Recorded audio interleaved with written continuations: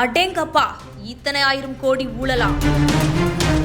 அமைச்சர் நேருவின் ஊழலுக்கு ஆதாரமாக மொபைலில் அப்பட்டமாக சிக்கிய ஆவணங்கள். ஊழல் பட்டியலில் சிக்கும் IAS IPS ஆபீசர்ஸ். வசமாக சிக்கிய நேருவும் திமுக தலைமை குடும்பமும். ஆட்டம் காணும் அறிவாலய அஸ்திவாரம். உடனே வழக்கு பதிவு செய்யுங்கள், திமுகவின் தலையில் இடியை இறக்கிய உத்தரவு. 7 லட்சம் முதல் 1 கோடி வரை லஞ்சம் பெற்றதாக அமலாக்கத்துறை எழுதிய கடிதத்தில் பரபரப்பு தகவல்கள். KN நேரு துறையில் நடைபெற்ற ஊழல் மற்றும் முறைகேடு புகார்கள் தொடர்பாக அமலாக்கத்துறை எழுதிய கடிதம் வெளியாகியுள்ளது. KN நேருவுக்கு நெருங்கிய தொடர்புடைய தனிநபர்களின் மூலம் லஞ்சம் வசூலிக்கப்பட்டு உள்ளது. நகராட்சி நிர்வாகத்தில் அதிகாரிகள், பொறியாளர்கள் மாற்றம் மற்றும் நியமனங்களில் லஞ்சம் வசூலிக்கப்பட்டு உள்ளது. சுமார் 340 அதிகாரிகள் மற்றும் பொறியாளர்களின் பணி நியமன விவரங்கள் KN நேருவுக்கு நெருங்கிய நபர்களின் மொபைலில் கண்டறியப்பட்டு உள்ளன. KN நேரு மற்றும் அவரது குடும்பத்திற்கு நெருங்கியவர்கள் 365 கோடி ரூபாய் அளவுக்கு முறைகேடுகளில் ஈடுபட்டு உள்ளனர். கவி பிரசாத், டி ரமேஷ், நேருவின் தம்பி KN மணிவண்ணன் ஆகியோரிடம் இருந்து பெறப்பட்ட ஆதாரங்களின் அடிப்படையில் தகவல்கள் சேகரிக்கப்பட்டு உள்ளன.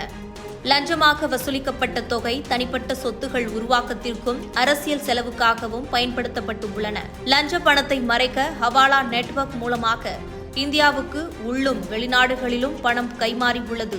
லஞ்சமாக பெறப்பட்ட 365 கோடி ரூபாய் எந்தெந்த வழிகளில் செலவு செய்யப்பட்டது என்பதையும் ஆதாரத்துடன் விளக்கியுள்ளது அமலாக்கத்துறை. நகராட்சி நிர்வாகத்துறை மற்றும் குடிநீர் வழங்கல் துறைக்கான ஒப்பந்த பணிகள் ஒதுக்குவதற்கு பல கோடி ரூபாய் லஞ்சம் பெற்றதாக அமலாக்கத்துறை ஆதாரங்களுடன் குற்றச்சாட்டு. லஞ்சமாக பெறப்பட்ட பணத்தில் 223 கோடி ரூபாய் கட்டுமானம் மற்றும் நிலம் வாங்குவதில் முதலீடு, 3 கோடி ரூபாய்க்கு சொத்துகள் வாங்கி இருப்பதாகவும், சுமார் 2.5 கோடிக்கு தங்க கட்டிகளும் வாங்கப்பட்டு உள்ளன. 44 கோடி ரூபாய் வெளிநாட்டில் முதலீடு செய்யப்பட்டு உள்ளது. ஆடம்பர வாழ்க்கையும் வாழ்ந்து உள்ளனர் என அமலாக்கத்துறை குறிப்பிட்டு உள்ளது. ஒப்பந்த பணிகளை ஒதுக்குவதில் அரசு துறை உயர் அதிகாரிகள், IAS மற்றும் IPS அதிகாரிகள் இடத்தரகர்களாக செயல்பட்டு உள்ளனர். லஞ்சமாக பெற்ற தொகையில் திமுகவுக்கு கட்சி வளர்ச்சி நிதியாக 10% வழங்கப்பட்டிருக்கிறது. சட்டவிரோத பண பரிமாற்ற சட்டத்தின் கீழ் அமலாக்கத்துறை விசாரணை. நகராட்சி நிர்வாக அமைச்சர் KN நேருவுக்கு எதிரான வேலைவாய்ப்பு மோசடி வழக்கில் 258 பக்க ஆவணங்கள் எதையும் அமலாக்கத்துறை சென்னை உயர்நீதிமன்றத்தில் சமர்ப்பிக்கவில்லை. அமலாக்கத்துறை அக்டோபர் 27, 2025 அன்று தமிழ்நாடு DGPயுடன் பகிர்ந்து கொண்ட 232 பக்க ஆவணத்தை மட்டுமே சீல் வைக்கப்பட்ட உரையில் சமர்ப்பித்திருந்தது.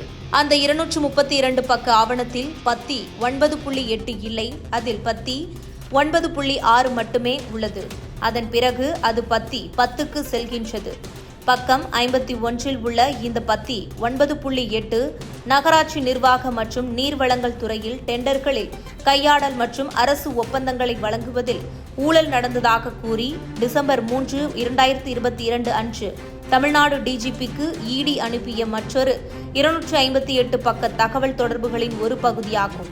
டிசம்பர் 3, 2025 தேதியிட்ட இந்த 258 பக்க அறிக்கையின் அடிப்படையில் அல்லாமல் 232 பக்க அக்டோபர் 27 ஆவணத்தின் அடிப்படையில் மட்டுமே வேலை மோசடிக்கான பணத்தில் FIR பதிவு செய்யப்பட்ட சென்னை உயர்நீதிமன்றம் உத்தரவிட்டு உள்ளது என்பது குறிப்பிடத்தக்கது.